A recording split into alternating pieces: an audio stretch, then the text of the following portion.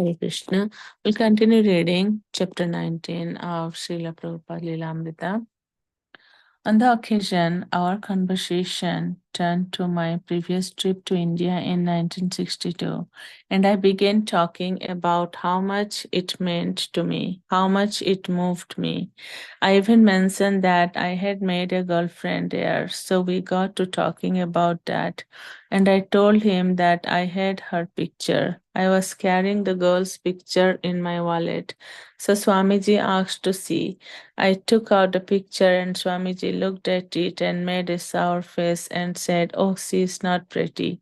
Girls in India are more beautiful than that." Hearing that from the Swami just killed any attachment I had for that girl. I felt ashamed that I had an interest in a girl that the Swami did not consider pretty. I don't think I ever looked at the photograph again, and certainly I never gave her another thought. Bruce was a newcomer and had only been to 1 week of meetings at the storefront, so no one had told him that the members of Anand Ashrama, Dr. Mishra's yoga retreat, had invited Swamiji and his followers for a day in the upstate countryside. Bruce had just arrived at the storefront one morning when he heard someone announce the Swami is leaving, and Prabhupada came out of the building and stepped into a car. In a fit of anxiety, Bruce thought that the Swami was leaving them for good. For India? No. Howard told him, "We are going to a yoga ashrama in the country." But the other car had already left, and there was no room in Swamiji's car. Just then, Steve showed up. He had expected the boys to come by his apartment to pick him up. They both had missed the ride. Bruce phoned a friend up in the Bronx and convinced him to drive them up to Anand Ashrama. But when they got to Bruce's friend's apartment, the friend had decided he did not want to go. Finally, he lent Bruce his car, and Swamiji's two new followers set out for Anand Ashram. By the time they arrived, Prabhupada and his group were already taking prasadam, sitting around a picnic table beneath the trees. Anandashram was a beautiful place with sloping hills and lots of trees and sky and green grass and a lake. The two latecomers came walking up to Swamiji, who was seated like the father of a family at the head of the picnic table.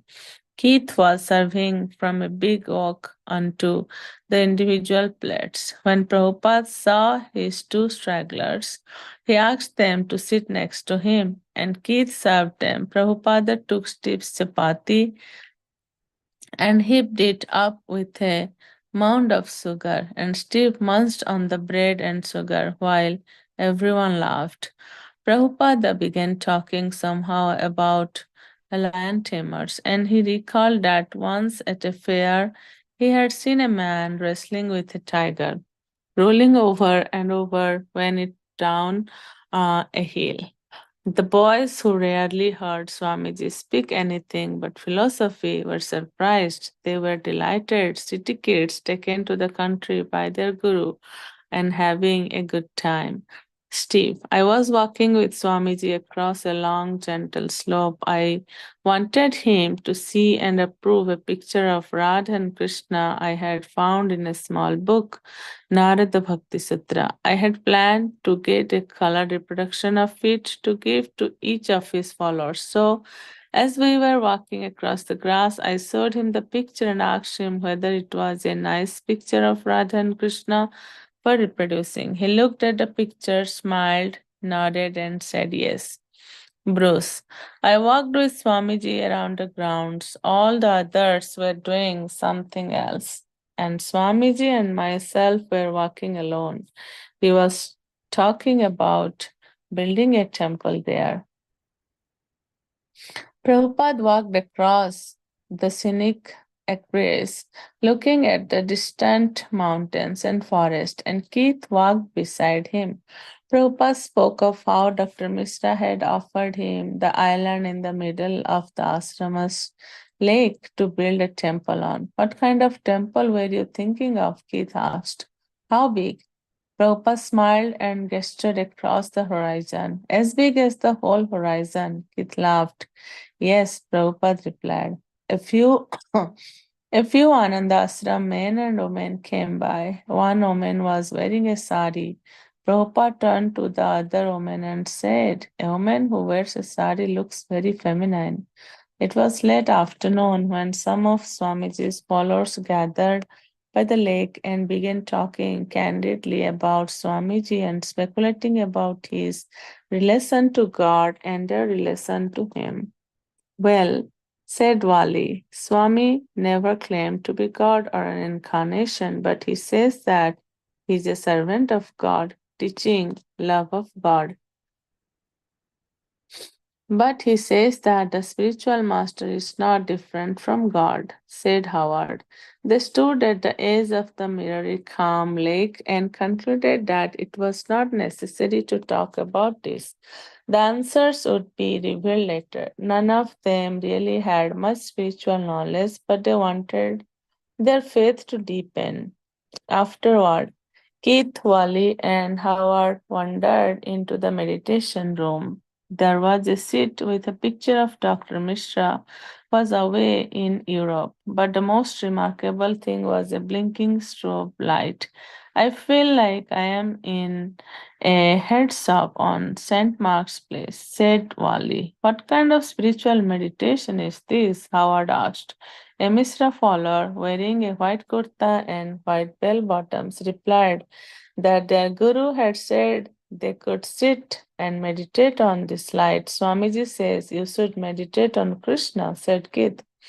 After sunset, everyone gathered in the large room of the main building to watch a slide show. It was a loose collection, mostly of assorted slides of India and the Anand Ashram. A record by a popular Indian sitarist was playing in the background. Some of the slides were Vishnu temples, some of the slides were of Vishnu temples, and when one slide passed by quickly, Prabhupada asked, let me see that. Can you go back and let me see that temple again?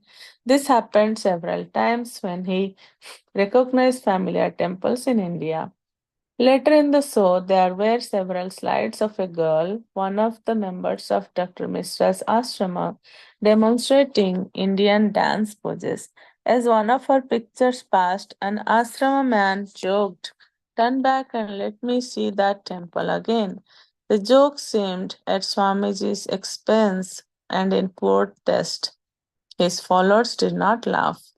Then came Swamiji's lecture. He sat up cross legged on the couch in the largest room in the mansion. The room was filled with people, the Swamiji's followers from the Lower East Side, as well as the Anandasram yogis, sitting on the floor or standing along the walls and in the doorway. He began his talk by criticizing democracy. He said that because people are attached to sense gratification, they vote for a leader will fulfill their own lust and greed, and that is their only criterion for picking a leader. He went on for 45 minutes to explain about the importance of Krishna consciousness. His reel to reel tape recorder moving silently. So we'll stop here and continue reading tomorrow. So, from today's reading, a few realizations I'd like to say that you can see how loving and caring Srila Prabhupada was. Like in previous reading, we see how Srila Prabhupada is strict when someone does not follow the regulative principles. He's strict in those cases, but as well as he was such a loving and caring father for his followers. Till now, none of the followers became his disciples, but in future readings, we'll see how those followers will convert to his disciples. And one more thing we can see or we can realize here that how his followers has so much faith on him. Like we see, they were all in searching in the search of a guru on which they can and whom they can believe, but they did not find any genuine guru here. And how it's mentioned that one of the followers, he said, like, how Srila Prabhupada, he never said that he's God, but he's servant of God. And then again, another follower said that how Srila Prabhupada also mentioned that spiritual master is not less than God. And we can also realize that somehow or other they had so much of faith on Srila Prabhupada, because Srila Prabhupada has so much unflinching faith on his Guru and Krishna.